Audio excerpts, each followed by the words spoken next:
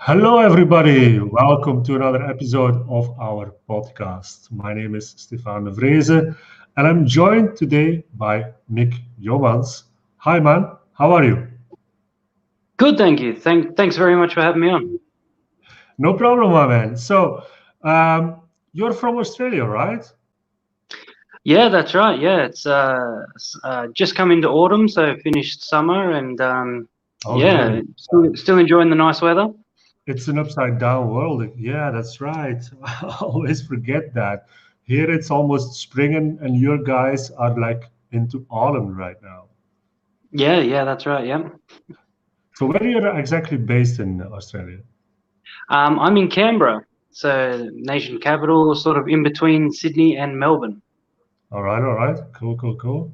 So, yeah, on this podcast, we interview marketing agency owners who have grown and scaled their business. And it's great to have you here on this podcast, Nick, and to talk about a little bit on about your journey because it's, I would say, maybe a typical one for a marketing agency owner because you started out as a coach, actually, right? An Yeah, online. that's right. I was a men's coach. Yeah. So how did that came about? How did you roll into the coaching, and how did you transition from a coach into a marketing agency owner? So I've been doing men's coaching for quite a while.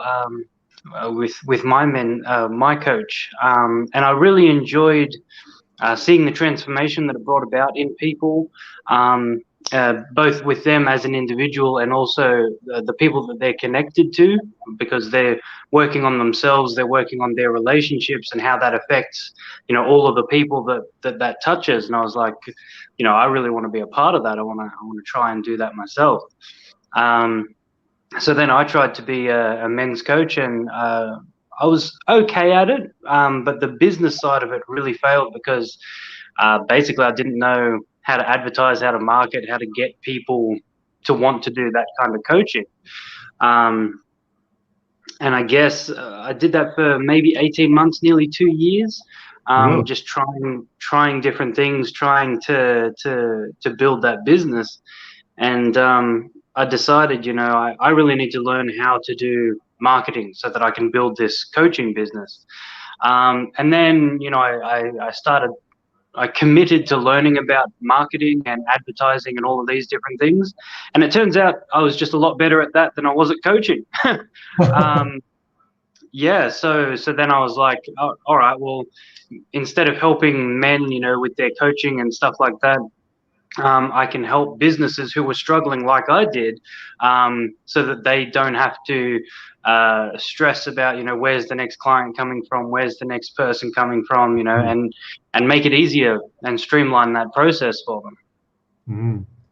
So would you say then that you transitioned into a real passion of yours? Like why the coaching at first and then transition to the marketing agency? What did you enjoy the most actually? So it's like what I mentioned previously. It's just the transformation that you see Yeah. people go through. So in coaching, because I do outside of business, I do karate and stuff as well. So, Oh, I help teach karate and stuff. So it's the same sort of thing, seeing that transition and that transformation that people go through as a result of your input. So, they're struggling with this, and then you help them, you identify different things and you give them stuff to work on. And then at the end, they've come through it. And seeing that transformation is really fulfilling. And now it's the same sort of thing, just in a different context, where it's businesses who might be struggling with getting enough clients, wanting to expand, getting to a different level, and then it's the same sort of process. You're identifying things that they can work on, giving them things, and then seeing the result. That transformation is just as fulfilling. mm, So seeing that firsthand, and experiencing and being a part of that is, I think that's what drives the passion for me. Yeah, that's awesome. I think that that's the best reason that you can have within business, right? It's not only about making that money, those dollars, but it's also like helping people, getting them in a better situation than they were before, right? So within your marketing agency, what did you discover? Like, what was the best way to help people get that transformation? What did you focus on first? So for us, we really focus on building websites. Um, so I kind of the first website I ever built was for a lawn mowing business, which I was also running, sort of on the side. Um, and I don't know if you've heard of Jim's Mowing. I think that it's a really big franchise in Australia. I did, yeah. Um, yeah, so they're like the number one go-to people for lawn mowing. And in my city, I ranked right underneath them for on Google, and I did that without knowing anything about SEO or anything like that at all. I just sort of got lucky, I guess. I don't know. And all these people were like, "Hey, I really like your website. I really like your website." And people were calling me up, and I was, answering the phone, expecting to go and mow their lawn. And they're like, "Hey, can you do our website? I really like your website." And I was like, "Yeah, I guess I can do that." Um, and that's what sort of fueled that idea. But I think what I did in the building of that first website is I just wanted to put me onto a page, basically. And it's like, this is me, this is who I am. If you want to work with me, great. If not, great. And that was about it. And people liked that kind of uh, authenticity. Where I talked about, my dad taught me how to mow lawns, and I treat it with this level of care. I treat it like it's my own, and everything like that. And it's just a similar sort of thing. You see businesses who have these websites, and it's like, we can do this and this and this, and it costs this much, and blah blah blah blah blah. But there's nothing of them. There's no Mm. character. There's no personality. And sometimes their branding is a bit off, but and they've had a really bad experience with web designers in the past where they're like, "Oh yeah, we can build your website, it's going to cost this much," and they go, "Yeah, okay, bang, here's your website. Oh, I don't really like it. Okay, gotta go, see you later, bye." um, so it comes back to, like I said before, just caring about the people, um, and making sure that they get what they want. um, and and yeah, so I'm not sure if that kind of answered your question or not. Yeah, it certainly does. I mean, that's how you started. And I see that not only the transformation is important for you and can be relatable to any business that you do, but also like the authenticity that you put in your projects. I can imagine that also if you just mow somebody's lawn, you want to make sure that it is good, right? That they see that you enjoy what you do, that you have the passion to give them the result. Again, it's not only about the money, it's about getting them somewhere that they want to be. And if this is creating websites, if this is mowing lawns or whatever it is, even coaching, right? It's bringing them that transformation that's so important for everybody. And I also believe that when business owners get that, then it will bring success anyway, because they will have the right kind of actions. They will do the right kind of actions to get that transformation, and their customers will see it and will feel it, and that will in turn make them really big fans of the company.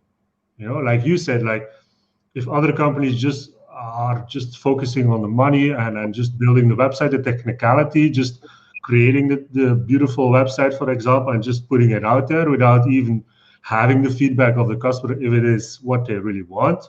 Yeah, it's a great website, but it's not what a customer wants. And there's no authenticity because you didn't even listen to the customer. So how can you even think about a transformation? So yeah, it relates to anything, I think. So and I guess this makes you different and unique compared to your competitors, right? Yeah, I'd say so. You know, if you look on Facebook, you go into any of these sort of entrepreneur groups and stuff like that, and someone says, "Hey, I need a website," and within like 10 seconds, there's like 600 comments. And if you scroll through, like that's how it is. If you scroll through, they're like, "I can build you this and this and this, and it's going to cost you like $20." And you're like, "Well, hang on a minute." Mhm. That there's something like that's an incredibly cheap offer, but you know, it's true. It's true in almost every industry. You know, you get what you pay for. For a lot of those, you're going to get this cookie cutter design where it's like, here's the thing, and we're going to spit it out, and it's going to be like that, and we're not going to support you afterwards. It's just one and done. Shake hands, see you later. Mhm. Whereas, I think what people are craving is a genuine connection. So you want people, you want someone who's going to work with you. So you form sort of like a partnership, even if it's only a short-term thing for this one project. Mhm. You want to feel like someone's on your side and they're listening to you and identifying exactly what it is that you want. And this is a big part of our process is trying to find out, their vision, what it is that they want, what they're looking for. And then our job is to use our expertise and our tools to bring that vision to life. Um, and so, if at the end of it they're really, really happy, and we have done that, then we've done our job. Mhm. Um, whereas, I think the industry, particularly in web design, and I guess more broadly in sort of digital marketing, is uh, that that commitment to building that relationship seems to be a bit missing. Mhm. People are very focused on, like you said, making the deal, getting the sale, earning this much money, and the focus is very much not on the person.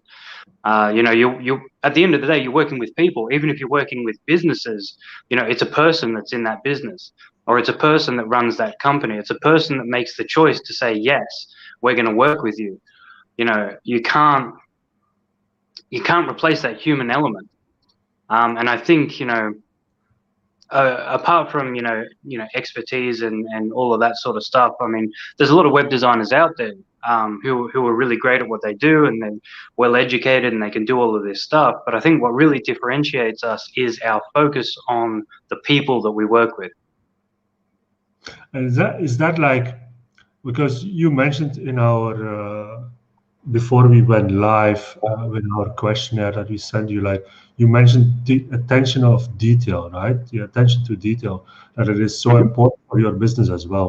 And this relates to the attention to people as well, to the detail that they are talking about their business, what their needs are. That attention to detail is also super important. Again, not only the technical stuff, not only like logo should be there and that's a particular position, but also what do the customer want? What do they need, right? Yeah, yeah, absolutely. Um, so a big part of, and I think this is a character trait for me, I suppose, Mhm. is in everything that I do, I'm always looking for those little 1%ers, the little 1% things where people can gloss over it because it's so small, it's so minute.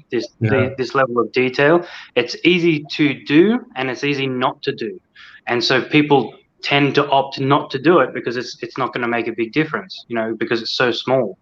Um, but the thing is that those little 1%ers, they accumulate, they build up. So over the course of, in particular, when we're talking about a website, um, your all of those little 1% things like move this a little bit, change this a little bit, have that gap a little bit bigger.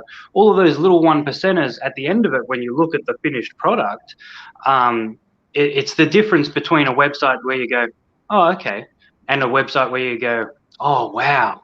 Mhm. It's just and that philosophy applies exactly the same way with all of our interactions when we're meeting with a prospect, and then if we can work with them, onboarding them as a client, and then all of our communications with them when we're working together to build it, all the way through to the end product. It's the same thing, looking for those little 1%ers. How can we really make sure that this person is being listened to, that they know that they're being understood, and that we get what they're asking for, and then being able to deliver on that. It's these little 1%ers where it's easy to do, it's easy not to do. But if you do it, it accumulates, and the end product is you've got someone who's really, really happy, not just with the product that you've delivered, but with the overall experience of working with you. And for us, in terms of, again, in terms of working with people, that's really, really important. But for us as an agency, that's how you get people saying, you should work with these guys. They're really, really good. They know what they're talking about. Because you've given them that experience. It's an experience. Yeah, absolutely. And I will say hi to Zoe, who is following us here on the live stream. and yeah, her comment is exactly that. You're working with a person, like you said, Nick, and creating that experience is indeed so important. Having a real experience, a customer experience that they will love to have, you're actually creating fans for your business. And I think the best marketing that you can have are your own fans, are your own ambassadors, if you want, for your brand, that just spread the word. Because word of mouth is still so powerful, even in today's world where you have social media. Having that referral to other people is so powerful. So is it safe to say, Nick, that this is really has been a differentiator for you to be able to grow your agency until it is right now? Because you mentioned that you were able to grow your agency in about 6 months to 10K a month. Would you say that that's really one of the important aspects that helped you get there? Yeah, absolutely. So I think it's a culmination of a lot of different things. So like we had to work on our systems and our processes, and there was a lot of work that goes into scaling to the magical 10K a month mark. But for us and for our experience, when we sort of look back and reflect on it, a lot of it did come from referrals. People would reach out and say, oh, my friend or my auntie or, my cousin or someone or other has worked with you or knows someone who worked with you and they referred me to you. Can you help me out? And then, from that moment, we're working on those 1%ers. How can we make this person feel heard? How can we make this person feel understood? And sometimes it's not a good fit. Sometimes what they're asking for is not something that we can do. And so, another thing, I think I should have mentioned it earlier, but is, if you can't make the sale or it's not a good fit and someone they need something else that you can't offer. A lot of people are like, oh, look, yeah, you're going to have to go somewhere else. We can't help you, because in their mind, it's not a sale. Don't care. Whereas, that's not, you're missing an opportunity there. You can still provide value there. Maybe you need someone who does Facebook ads. Maybe you need someone who can help you construct your offer before you get to the website stage. Maybe you're just not there yet. And so we can refer them to people in our network who are specialists in different things that we're not. So we're still providing value, even though it's not a sale, even though it doesn't amount to anything for us. It's still a good experience.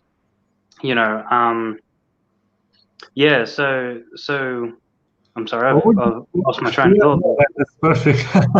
That's perfect, Nick. No, what would you say to other agency owners that think about this approach, that they would say, but Nick, this is just too much work, man. I mean, we're just starting out. How can we even spend this amount of time on those 1%?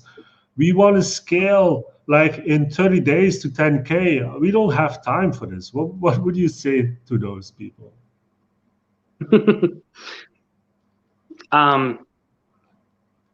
Yeah, it's part of the process.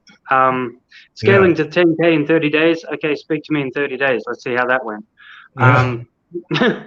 you've got to be a bit more realistic. And in terms of, you know, that's a dangerous mentality to be into. It is like, I want to scale so quick, I want to do this and I want to do that. There's nothing wrong with having that ambition, don't get me wrong, but that is the kind of mentality that allows people to stop focusing on the person. They're focusing on the sale, they're focusing on the transaction. If I can't get the sale out of this person, on to the next one, on to the next one, on to the next one. And people feel that. People feel the difference when you're talking to them. They feel like, okay, this is call number 20 today. How am I going to get this guy to sign up? Give me your credit card details. Okay, you're not going to do that. Okay, thanks. Next. You know, it's a different feeling. People feel that when you're talking to them, when you're working with them. So, and that's why I said, even if you can't make a sale from a person, you can still help them. And for people who say, "Oh, I don't have time for that," well, you need to make time for that. You need to make time to make the person that you're talking to in that moment priority number one. Because if they're not, you're going to find that scaling very difficult, because those people are going to remember. They're going to remember how they felt when they spoke to you, how you made them feel by the way you treated them. And they're not going to refer you business if you're just looking at them with dollar signs in your eyes. Exactly. Yeah, that's the truth. I mean, creating that connection with people, even if you're just talking to prospects, for example, they don't even have to be clients. But what I always say to my salespeople is educate the people first. I mean, why wouldn't you? Why would you give them the value that they can already try to apply? It's not about trying to keep everything secret, because, come on, at this day, everything is open. Just go to YouTube and type in how to create a website, how to create a nice design. So all the stuff is out there. That's not the thing. You're not going to be a differentiator. You're not going to be different than anybody else if you want to keep everything secret. Your secrets are already out there. So you'd better create that experience even before they are a client. Give them the education, give them the information. Because if you do that, they will indeed remember you. You're the one that actually provided the information. So if they really need the help, you will be on top of their mind, not somebody else. And I think that's really, really powerful indeed. So you started scaling, you started growing to that 10K month. What would you say, beside really the intention and creating an experience, what would you say in terms of systems? What did you really need to have in place to make sure that you were able to grow to that stage and also to make it sustainable? Yeah, so that's really important. Going back to your question before, oh, we want to scale, we don't have time for that. This, if you're looking to scale, I think this is probably one of the really important parts in terms of, the technical aspect. You've got to have a system. You absolutely have to have a system, and it has to be an end-to-end system. And if any part of that is missing, you're not going to scale, because you're going to experience bottlenecks and things where communication breakdown and all this sort of stuff. So for us, when we started, I think we started in a very similar way that most people start their own business, right? They've got an offer and then they've got delivery. And that's about it. So it's like, here's our offer, we build websites, and then delivery is someone signs up, okay, we're going to build them a website, we're going to deliver what we offered. But then there's also, a couple of different steps in there, like outreach, marketing, sales, nurturing for people who aren't quite there yet. So there's other elements to this system that you need to have. And if any one of those is missing or not developed correctly, you're going to struggle. You're going to struggle. So, you need to have all of these in place. So outreach, reaching out to people, being where your people your ideal prospects are, and just delivering value, doing live videos, doing interviews like this, for example. Posting comments, if people asking questions, you can give that advice for free, because you're just helping out. And what it does is it positions you in, if it's in a Facebook group or if it's on LinkedIn or, whatever your chosen platform is, it positions you in such a way where people are like, okay, this guy knows his stuff, and he's helped me out before. So maybe if I need a bit more help, I can reach out to him in a message or something like that. So there's all that side of it. And then there's having your messaging quite dialed in. So knowing what to say, what questions to ask to see if you're a good fit to work together. Because as I said, some people can be a bit of a personality clash. That happens sometimes. But also sometimes your offer, even though it's like, yeah, I can help you, but it's going to be a stretch. Maybe there's someone else who's in your industry, in your niche, who is a dead-on match, and that would be perfect to work together.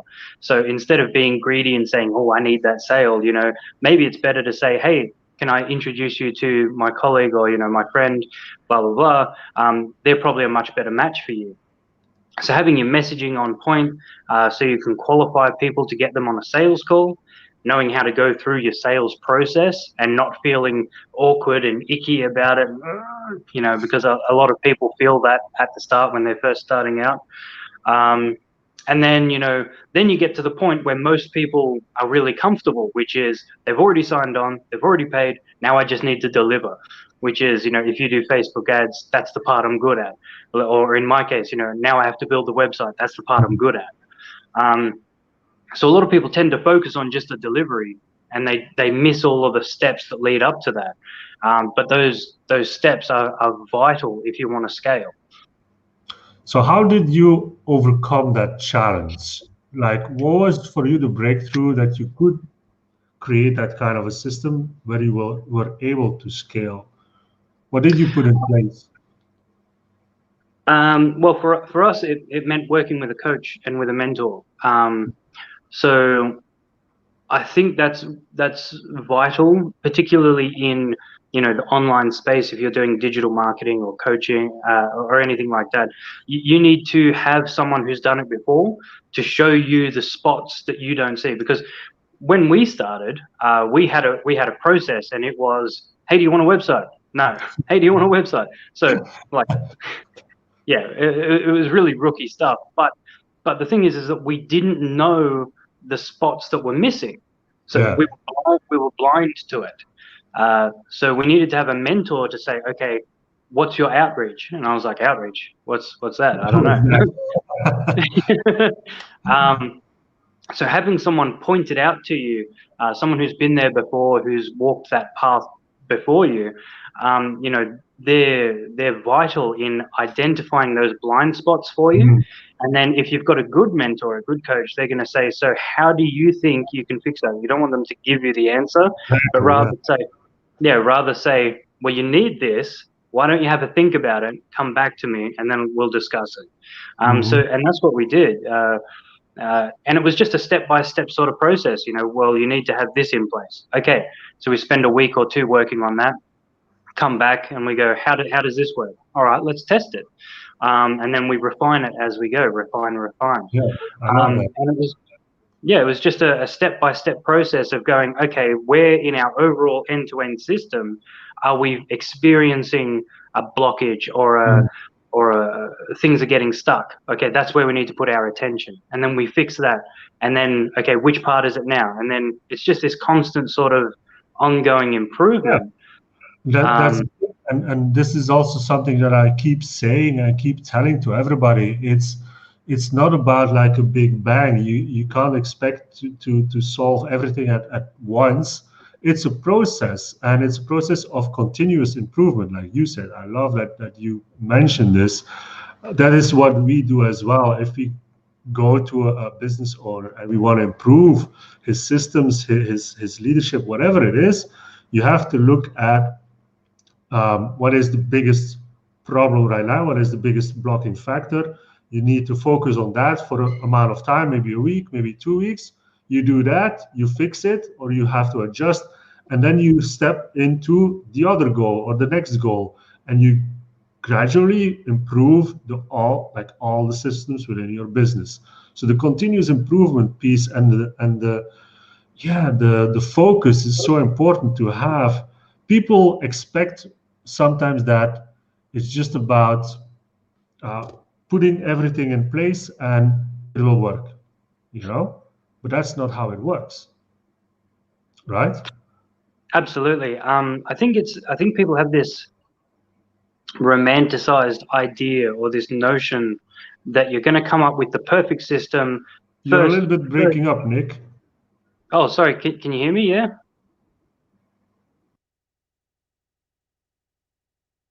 Well, I can still hear me. I can still see me.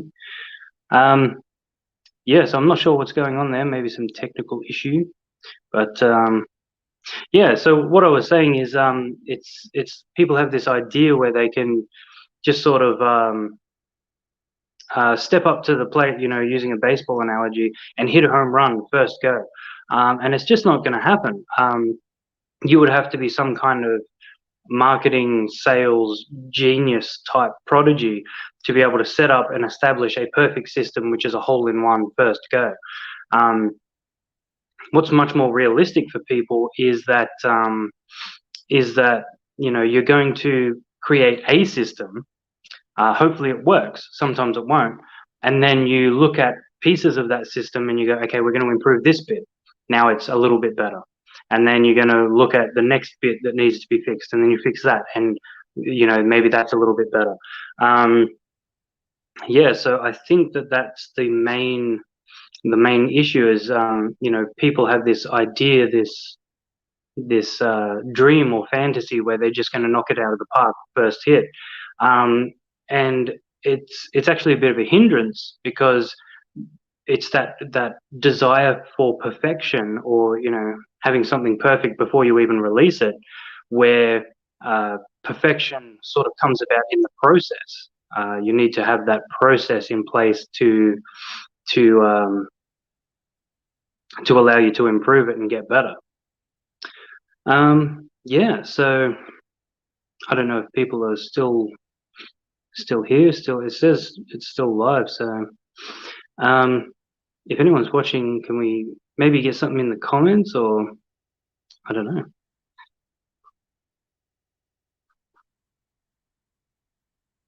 Andrew Carlson, Zoe, Dimitri. Oh, Stefan has gone. Yes, I noticed that he has gone. Am I still here? I don't know.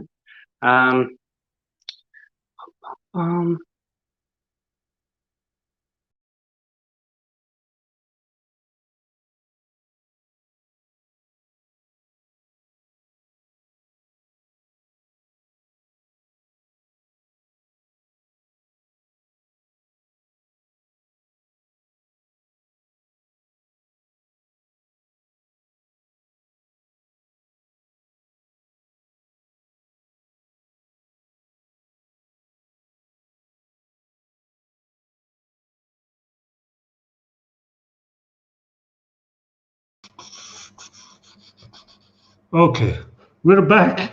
Oh my God. Right. Oh my God. Yeah, my internet connection was like a little bit lagging. So I'm going to try to connect something else. Let's try that. Okay, sorry about that, everybody. I hope this will work now better than before. Let's hope. Yeah, and I interrupted you. Wait, hold on. Let's just first do it like that. Yeah. Oh, and now Nick is gone. And he's back. Okay. Sorry about that. Thank God Zoe is still here. Zoe is still here. Awesome. Perfect. Okay. Yeah, we were talking about continuous improvement and like doing it step by step to make sure that your systems are in place, right? And Yep. I don't know what did you miss something what I have been saying, or where did we end up? Yeah, so you disappeared for a little bit, but Yeah, what I said afterwards, because I was expecting you to jump back on, yeah, was I think a lot of people have this idea, this sort of romantic notion where they're gonna develop a perfect system and then launch it. yeah, Um, exactly. where it's just not realistic. Like you would have to be some sort of a marketing sales Mm, genius prodigy person to do that. Where what's much more realistic is to develop a system and launch it, and then knowing full well that it's not perfect, and then looking at which parts need the most attention, and then just improving it as you go. Like perfection is in the process. exactly. Yeah, absolutely. And getting that process of the iterations, like if something's not working, you get the feedback, you adjust, and you can keep improving this, because this is also so important to make it sustainable, because it's always going to change, it's always going to need some improvements, because if you set it up, it's working, what will happen? Your business will grow, so you'll have to adapt again, because the same system will not work if you're like the system for 10K a month will not work for when you scale to 20 or 30K a month. You will need to add more people, add more systems, add this and that, so you have to adapt anyway.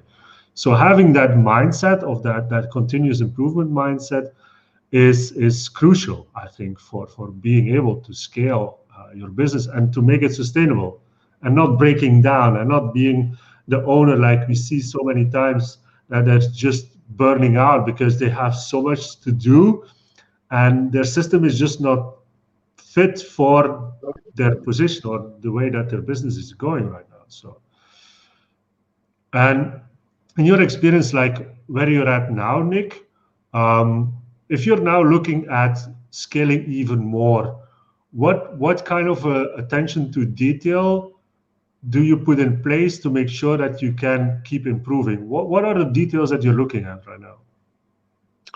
Yeah.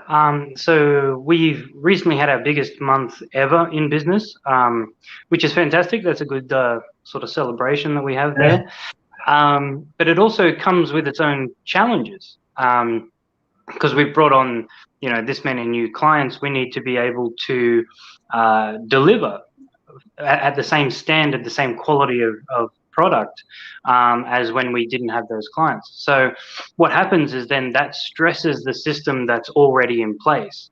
So a perfect Mm, system for where we were 3 months ago is not the same as a perfect system for where we are now.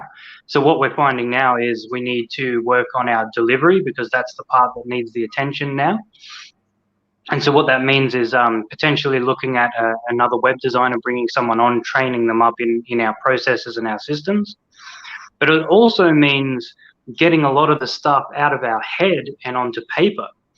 Because it's mm, easy for me to look at a website and go, hey, it needs this, it needs this, it needs this. But can I just take that and give it to someone else and say, okay, you build this website? No. So, in a lot of people, business owners and stuff like that, it's a good idea as you're going through and building these systems to document what it is that you do, so yeah. that when it comes time to bring on more people, if and when you want to scale, you're gonna need to bring in more people, whether that's on the sales end or the appointment setting end or on the delivery. Any of these aspects of business, you can't, as one person, you can't do everything and scale. Mm, There's a ceiling that you're going to hit, mm, because there's only so much that you can do as an individual. At that point, you need to bring people on, and those people, you need to have something there for them, like a standard operating procedure or something, to say this is what you do: bang, bang, bang, bang, bang, bang, bang. mhm.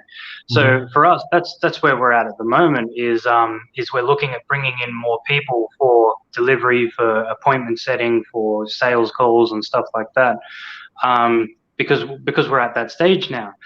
But the challenge then is we want to set those people up for success. We don't want to just bring them on and say, hey, all right, go Yeah. go do the thing. um, Yeah.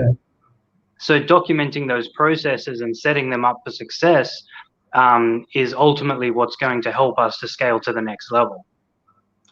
So how would you go about documenting those steps? Like, what is your go-to procedure to create those exactly?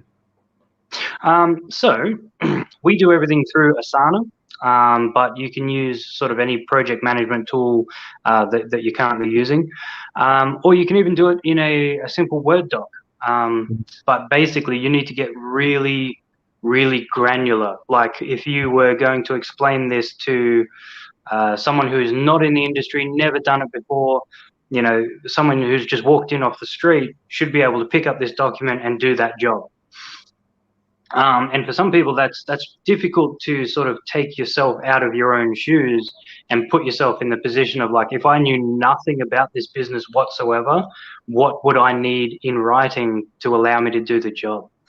So for us, it might be, log into our web design portal, and then click up here, and then have a screenshot of that. Click here, go to this site, and then this is how you do this part. This is how you do this part. This is how you do this part. And recording Loom videos and screenshot, screen sharing and stuff like that, so you can actually show people what to do. That's really handy now. We never had that option a couple of years ago, but now you can really create like almost your own video library of how to do simple tasks. 30-second video is worth like 2 or 3 pages of writing. So you can really speed up that process by just going, okay, this is how you change the header and the logo, and you go click, click, click, click, click, done, and then save that video. And this is how you do the thing in the footer, click, click, click, click, click, done. And then it's a tedious process, and this is why most people don't do it, because it takes up a lot of time. But what you're doing is you're creating an asset for your business in doing that. You're creating a written process and a written document, or a library of videos, if that's the way you want to go with it, which replaces you needing to be there and hold their hand all the time. Yeah, that's so huge to have something like that. And this is definitely what a lot of business owners should be doing. And I know for a fact that a lot of people would say, okay, yeah, this is a lot of work to write it down. But like you said, just make a video, just make a screen recording of what you're doing and give it to an assistant who can write it out for you, right? And then give it to one of the delivery team guys, let them do it, and they should give you feedback if it's enough detail or not. If it's not, create another video, do some extra work, give it a, and that's again like creating that kind of a process. So creating the SOP is a process in itself, and you have to adapt that process as well. So in everything that you do, it always comes back, right? Yeah, absolutely. So it follows that exact same process. You're not going to create the perfect instructional video first hit. It follows that iteration cycle like everything else. You create it, and then they write it out, and then it goes to the delivery team, and then they're going to go, well, what about this? What happens if this happens? And then you, because you're in your head, you go, well, of course you would do this, but it's only obvious to you. So then you go and you recreate it, or you do another one, or something like that. And then again, perfection is in the process. So over time you've built up a collection of these things where they shouldn't need to ask you these questions anymore, or if they do, you can refer them to the video that explains it. Yeah, absolutely. And creating something like this also, just imagine or think about if you want to add some new team members to your delivery team, and you have already this kind of library. You could even call it a training portal. And the first couple of days, the only thing that you need to do is go through the portal, and after a couple of days, they are ready. You don't need to do training for a month almost to make sure that they're ready to actually deliver what they should be doing, And this kind of an acceleration, let's say, of your onboarding can save you so much time before they are ready to produce you some return on investment as well. And I think this is also what a lot of people tend to forget. It's not all Yeah, you create your asset, like you said, Nick. That's absolutely true, and you can save costs. Not at the beginning, maybe, because you have to spend time to make it all, but on the long term, you're gonna save costs. You're gonna increase your profit because you have a quicker onboarding process for your employees, for your people, and they can produce much faster at that way. So, yeah, I love that you're doing this. So, what's your goal, Nick? Let's think about your big, hairy, audacious goal for 2021. What would you say? Yeah, I mean, we've started the year pretty strong, and if it continues this way, I might have to revise my original goals. But I'm hoping to get up to over the 50K a month mark by the end of this year. Expanding my team, expanding my outreach and everything like that, and also really spending a lot of time on developing robust systems, both Mhm. internally and externally. And I've got a number of people in mind already who I want to bring on and do some training and stuff like that, so that they can leave their 9 to 5 job and they can work remotely, because basically all of the stuff that we do in web design is remote work. Mhm. So they can sort of have a better work-life balance than what they're currently experiencing, and pursue some of their own dreams. So for me, being able to do that, to be able to build my company up to a particular point where I can help other people experience a better quality of life. For me personally, that's really good, and that goes back to that transformation. Seeing the transformation you can bring about in people's lives, and also focusing on people. These are people personally in my own life. I've got friends and family who I want to come on and work with me so that they can experience those things, but also, expanding our reach and how many people that we can touch, and link up with, in the business that we do. So helping more people, more brick and mortar shops, come online as more of the industry starts to move in that direction, so that they're experiencing a new marketplace, so that their businesses can thrive. And then indirectly, because a lot of these are sort of mum and pop shops and stuff like that. They're owned by mums and dads and things like that. So them experiencing growth and expansion in their business, that means something to them and to their family and to Mhm. their kids. So every single client that we take on, that means something. It means something to us. It means something to them. It means something to their family. So being able to expand that and to grow the amount of people that we can work with and that we can touch their lives, that's what's going to bring me the ultimate fulfillment this year. That's amazing. I love that, my man. So, where can they find you? Yeah, so I'm on Facebook. You can look me up, Nick Yeomans. Same with LinkedIn. You can search for our agency, our web design company, Yeomans Digital Marketing. We're on all of those as well. And our website, yeomansdigitalmarketing.com.au.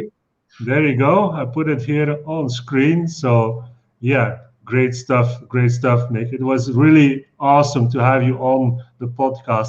Sorry about the interruption there, but yeah, great stuff, man. I love your mission to help people get that transformation. And if people want to reach out to you, they know where to find you. And we'll keep in touch, Nick. I'm looking forward to speaking to you again when you get that really good goal, like that end of the year goal. I really want to talk to you again then and see how your business has evolved, has grown, has become like a real titan of an agency. So perfect, my man. Thank you for your time, and I'll talk to you soon. Wonderful. Thanks very much for having me on. No problem. See you later, my man.